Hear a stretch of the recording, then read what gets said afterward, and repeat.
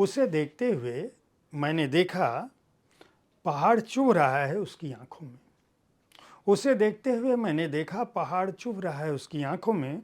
दशरथ माझी की तरह मैंने सोचा, प्रेम को उन्मुक्त बहने के लिए पूरी दुनिया में एक साफ सुथरा रास्ता चाहिए। नमस्कार, आप देख रहे हैं साहित्य तक के बुक कैफे का एक दिन एक किताब कार्यक्रम। मैं हूं जयप्रकाश पांडे। आज शुक्रवार है और मैं एक कविता संग्रह के साथ उपस्थित हूं जिसका नाम है छोड़ दो पिताओं का शहर। रचनाकार हैं देवेंद्र कुमार चौधरी। देवेंद्र कुमार चौधरी बिहार के सुपौल जिले के प्रतापगंज में पैदा हुए। पटना विश्वविद्यालय से हिंदी में स्नातकोत्तर हैं।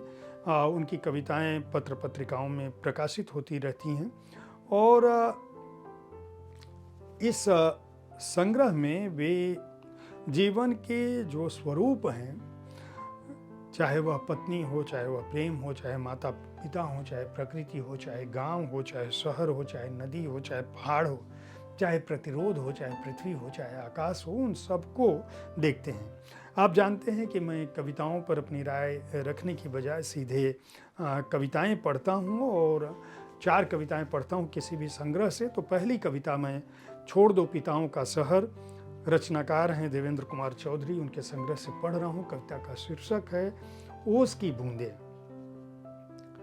जाड़े की रात में गिरती रहती हैं ओस की बूंदें।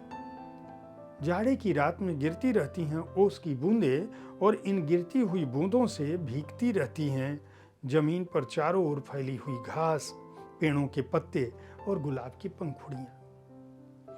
एक रात मैं नींद से उठूंगा और छत से टपकती हुई ओस की इन तमाम बूंदों को सहेज कर रख लूंगा कोमल पत्तों पर। उन सभी प्यासे कंठों के लिए जो पानी की इन्हीं चंद बूंदों के लिए तोड़ देते हैं दम पृथ्वी के किसी भी कोने में। ओस की सहेजी हुई इन बूंदों को बर्बाद नहीं करूंगा मैं और संभाल कर रखूंगा उन सभी पेड़ पौधों, मछलियों, गिलहरियों और मनुष्यों के लिए। दूसरी कविता जो मैं पढ़ने जा रहा हूँ, संग्रह का नाम है छोड़ दो पिताओं का शहर। रचनाकार हैं देवेंद्र कुमार चौधरी। कविता का शीर्षक है तुम जाओ। तुम जाना चाहती हो, जाओ। तुम जाना चाहती हो, जाओ, पर जाकर भी तुम कहाँ जा पाओगी। बहुत कुछ छोड़ जाओगी यहाँ भी, जैसे तुम्हारी पायल की खनक मौजूद रहेगी मेरे कानों में। सब्जी में तुम्हारी उपस्थिति का स्वाद बना रहेगा जिह्वा पर। हवा में व्याप्त तुम्हारे पसीने की गंध बनी रहेगी देह पर। पूजा के तुम्हारे तुलसी दल का नित्य भोग हृदय को सुवासित करता रहेगा।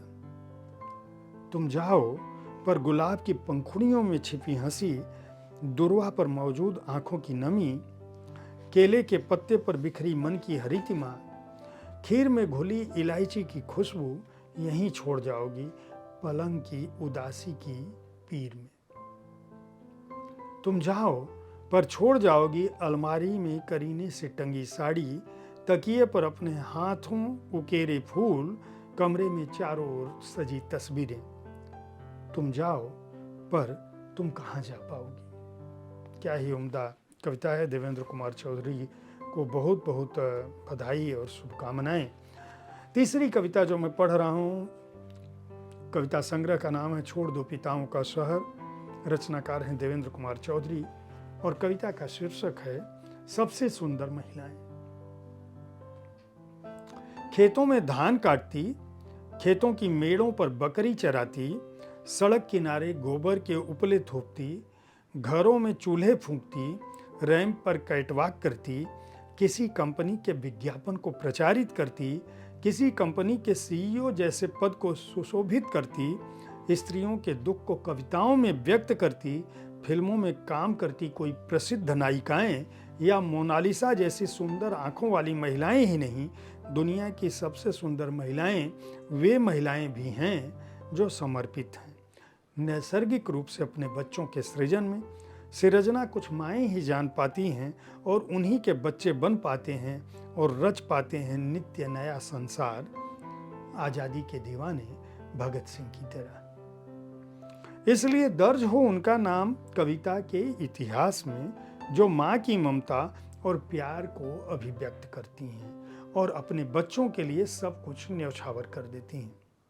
वे महिलाएं ही असली सुंदरता की प्रतीक हैं, जो अपने प्यार और ममत्व से दुनिया को रोशन करती हैं। इन महिलाओं की सुंदरता को नहीं देखा जा सकता है, न ही इसे शब्दों में व्यक्त किया जा सकता है।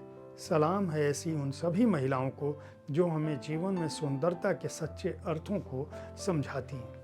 और आप जानते हैं कि मैं किसी भी संग्रह से 4 कविताएं पढ़ता हूं, तो इस संग्रह से जो चौथी कविता पढ़ रहा हूं, संग्रह का नाम है छोड़ दो पिताओं का शहर, रचनाकार हैं देवेंद्र कुमार चौधरी, और कविता का शीर्षक है मरूंगा जरूर एक दिन। खाते पीते नहीं मरूंगा, खाते पीते नहीं मरूंगा, रिश्तों के आघात से मित्रों के संताप से नहीं मरूंगा। खाते पीते नहीं मरूंगा, रिश्तों के आघात से मित्रों के संताप से भी नहीं मरूंगा। जरूरी और गैर जरूरी चीज़ों के अभाव से, बाजारवाद की दैनंदिनी चकाचौंध से तो कतई नहीं मरूंगा। मधुमक्खियों के डंक से या फिर भूख के लिए पूरी पृथ्वी की परिक्रमा करने से भी नहीं ही मरूंगा। चंद्रमा की सैर करके सकुशल लौट आऊंगा और बिल्कुल नहीं मरूंगा।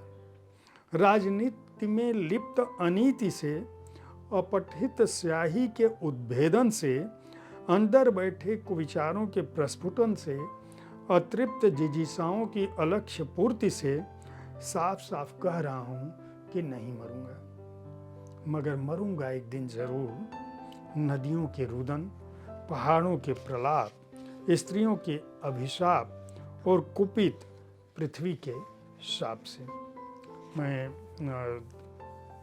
देवेंद्र कुमार चौधरी को इतनी उम्दा कविताओं की रचना के लिए बहुत बहुत बधाई देता हूं, और वेरा प्रकाशन को भी इस बात के लिए साधुवाद दूंगा कि वे जो भी कविता संग्रह प्रकाशित करते हैं वे सामान्यतया ऐसे रचनाकारों के होते हैं जिनकी चर्चा दिल्ली के साहित्यिक हलकों में कम होती है, लेकिन उनकी रचनाएं बहुत ही श्रेष्ठ कोटि की होती हैं।